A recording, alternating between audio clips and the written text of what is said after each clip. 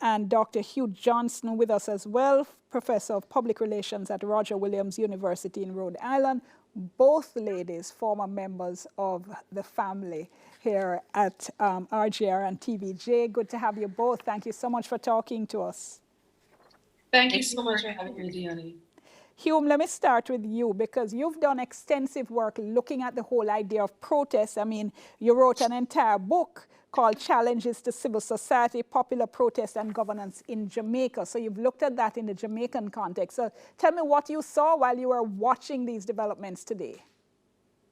Well, my book, Challenges to Civil Society, really focused on Jamaica, but I looked at societies more broadly from the Arab Spring in 2011 to Occupy Wall Street to the protests in the Philippines, the Yellow Vest in France. And so one of the things I thought about immediately when I saw the protests today was that there is a continuum of violence in a political system. And so I was looking at the escalation because you do have non-violent actions. You can strike, you can occupy a building such as what we saw today, except it seemed a little bit more aggressive, and you can have sub-lethal force in terms of real aggression and violence, some of what we saw in terms of rioting, and then you can have lethal force, which is assassinations. And when I heard that there was some kind of bombing equipment outside of the Congress and somebody getting shot, then obviously for me that it had escalated to the top of the continuum in terms of political violence. I also thought about protests though, and what protesters want to accomplish. They do want to accomplish maximum disruption, and usually to get the attention of those in authority and to get the attention of the media and to make sure that their voices are heard. The challenge today is that it seemed to have been, was instigated by the President of the United States. And usually protesters are looking for that kind of support. You want to mobilize, but you get more legitimacy, more consensus when you have powerful groups such as political actors, intellectual groups, the business sector.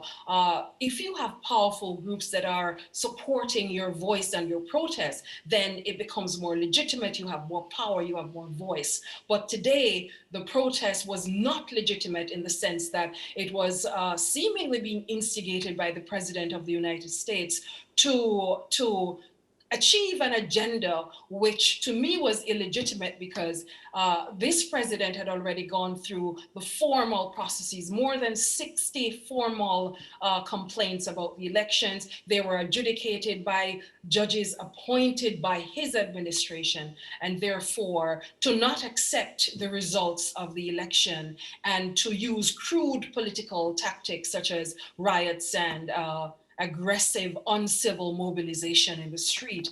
To me, that was what democracy is not. And it seemed to me as if the president was at war with his own government. Wow. Ishena, let me bring you in because every single Black American that I've seen commenting on social media has been asking, hold on, how them deal with we so and how them deal with them so. Looking at what happened today through the prism of race and culture, give me your perspective. Yeah, it's really been a confirmation of what America is, although a lot of the comments that have been coming out from the leaders, President-elect Joe Biden, he gave a comment earlier calling on Trump to denounce and tell the rioters to go home, but he was also sending this message, this is not who we are, this is not who America is. But honestly, America is a place where white violence has been tacitly accepted, and specifically white violence that has racial overtones or racial goals, right? And we can see the support for example, the Trump administration has been very much infused with this desire to make America great again, quote unquote, right? This idea that America is the province of certain people, white men. And Trump himself has certainly been pushing this through his racist dog whistles, through his campaign even before he became president. This has been the message he has been sending.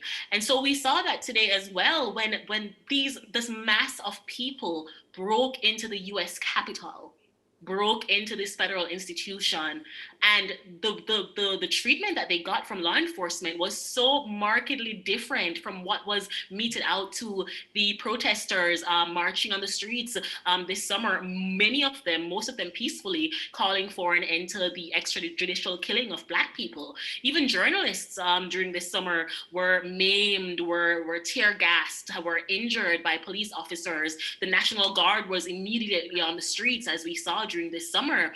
But today, when this hallowed chamber of American democracy was intruded upon, when these elected representatives had to evacuate, had to hide, when these men and women were just marching into these buildings, the treatment was just so hands off. But I believe again that this is what America is, and they entered the building to confirm that this is their country, and the treatment that they received almost seems to answer that, they are correct, at least currently. Yeah, I'm nearly out of time, Hume, but I'd love a quick comment on that issue as well.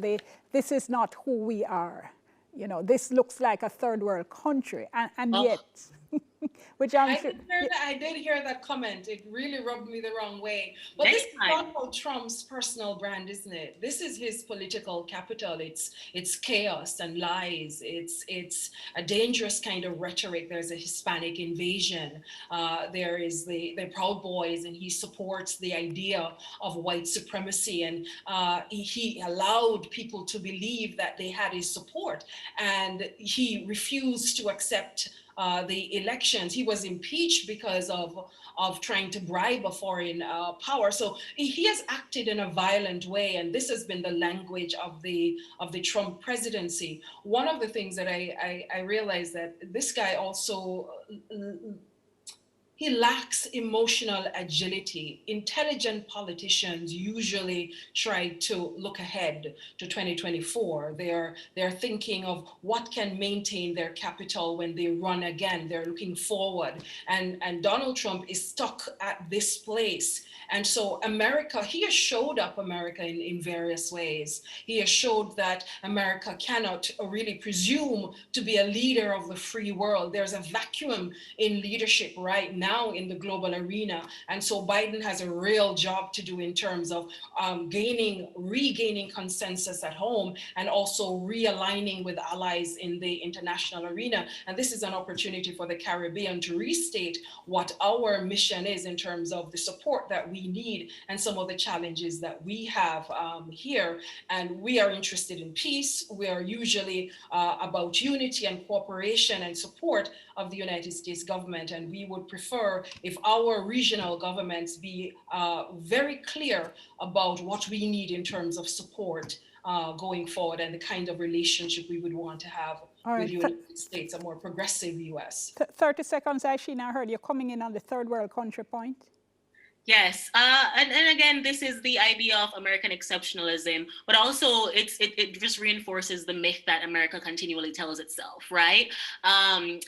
So even when we are seeing this clear, explicit evidence that violence is part and parcel of American history, of the American identity, we've seen it throughout history, and we've seen it today in 2021, there is still this desire to separate themselves, to tell this story that they are somehow better, and to suggest that we have all just been suffering under the brilliant light of America's democracy, and almost that the biggest harm to this is that we don't have a leader to look upon again and to see how we should operate as civilized societies.